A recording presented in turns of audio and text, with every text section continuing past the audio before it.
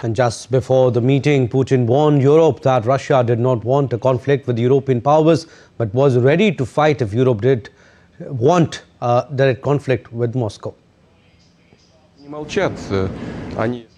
We are not planning to fight Europe. I've said this 100 times. But if Europe suddenly decides to wage war against us and starts it, we are ready right now. There can be no doubt about that. The question is, if Europe starts a war with us, I believe that very quickly. This is not Ukraine. With Ukraine, we act in a surgical, careful way. You understand, right? It is not war in the full modern sense of the word. If Europe chooses to start a war, the situation can very quickly reach a point where there will be no one left for us to negotiate with.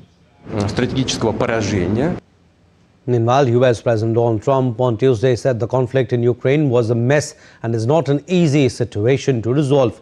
Trump has repeatedly said he wants to end the conflict, but his efforts so far, including a summit with Putin in Alaska in August and meetings with Ukrainian President Volodymyr Zelensky, have not yet brought peace. As you know, we have a problem with a war that our people are trying to settle now with Russia and Ukraine. We are not involved in the war monetarily anymore. Biden gave away $350 billion like it was candy. That's a massive amount of money. And much of it in cash, a lot of it in equipment. I don't give away anything. We sell the equipment to NATO. The European nations pay us for the equipment, 100% price. And then they bring it to Ukraine or whatever they do with it. But we're trying to get that settled. I've settled 8 wars. This would be the 9th, and our people are over in Russia right now to see if we can get it settled. Not an easy situation, let me tell you. What a mess. It's a war that never would have happened if I were president. Not even a chance. And it didn't happen for 4 years. All right, DD India's Shubhendu Ghosh joins us for more on this from New Delhi. Good morning, Shubhendu. The Kremlin is calling the discussions constructive, but says no breakthrough on territorial issues. How are these latest Russia-US talks being viewed? What's your reading? And also, any sense of what kept both sides from moving closer to a compromise? Good morning, Abhishek. That's right. There appears to be no clear headway as far as the Ukraine peace negotiations between the US and the Russian sides are concerned. The US was represented by Trump's key envoy, Steve Witkoff, also his son-in-law, Jared Kushner, engaging with President Putin and his team to find some sort of a breakthrough as far as Ukraine conflict is concerned. Sources inform that the focus of the talks have been on 2 of the critical issues. One, the idea of territorial concession that must be given by Ukraine to end the conflict. And second, the future of Russia-United States economic partnership and the potential of that. And it is the first point, quite naturally, where the talks appear to be holding up. A long round of talks, about 5 hours, as you mentioned. We know that it all started with a certain 28-point Trump peace plan for Ukraine, highlight of which was that to end the conflict, some of the key concessions that Ukraine will have to give are territorial concessions. Crimea, that was annexed in 2014, and in the latest conflict in the past 3 years, the part of Luhansk and Donetsk region would be recognized as Russian territory. And there are other points about reducing the size of the armed forces and no membership in the NATO for Ukraine and other points. But it is really the question of sovereignty, the territorial sovereignty of Ukraine, where the talks appear to be holding up.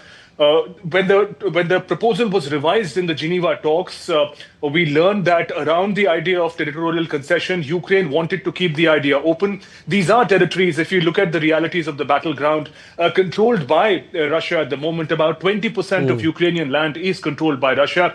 And Ukraine wants to keep this idea of territorial sovereignty open, if not completely in its favor. So in that sense, that's really at the center of the reason why these talks so far have not been able to make any significant breakthrough. Also, Shubhendu, President Donald Trump described the conflict as a mess.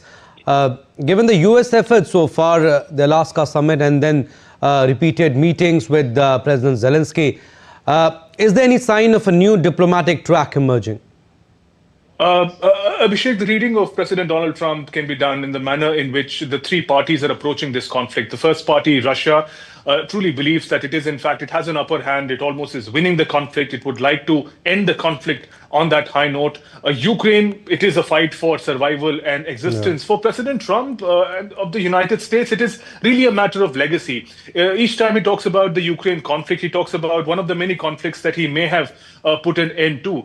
So the frustration that is growing more than for the future of Ukraine and Russia, it is for his own legacy. He would like to finish this off and focus on domestic priorities, but this conflict appears to be more challenging than he thought it would be initially. And now all eyes are on the manner in which a certain compromise would be approached by the key adversaries, Ukraine and Russia. But that seems quite difficult, given that they still have the energy to put forth that maximalist sort of position that we are right in this conflict and therefore our demands must be given priority. That really is the key hurdle in reaching any possible compromise so far. Before we leave you, Shubhendu, looking ahead, what are the immediate diplomatic steps you think are expected from all three sides, Moscow, Washington and Kiev?